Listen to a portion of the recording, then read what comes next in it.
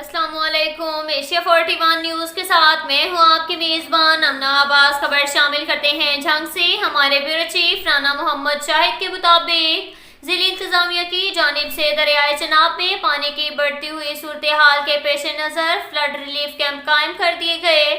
Deputy commissioner Ahmad کمال مان کا field relief camp کا دورہ، متعلقہ محکموں کے آفیسران بھی ان کے ہمراہ تھے۔ تمام متعلقہ محکموں کو فیلڈ کے حوالے سے پیشگی اقدامات کرنے کی ہدایت کی گئی۔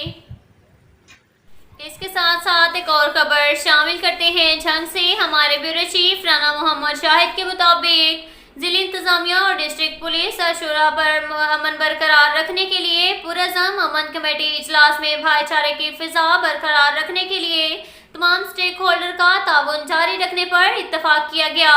محرم الحرام کے موقع پر مثالی امن و امان کے قیام کے باہمی تعاون کو جاری رکھا جائے گا۔ ڈی سی احمد کمال مان، ایس پی عثمان منیر سیفی کی زیر صدارت اجلاس منعقد ہوا۔ امن کمیٹی کے ممبران، تمام مکاتب فکر کے علماء کی شرکت۔ ضلعی امن کمیٹی ماضی کی طرح اس بار بھی انتظامیہ سے تعاون کرے۔ عاشورہ پر امن خراب ہونے والوں سے سختی سے نمٹا جائے گا۔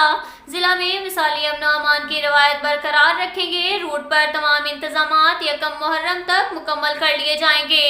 امام بارگاہوں، مجالس اور روٹ پر صفائی کے مثالی انتظامات ہوں گے۔ شرپسندی کو ہوا دینے والے عناصر کا کڑا احتساب کیا جائے گا۔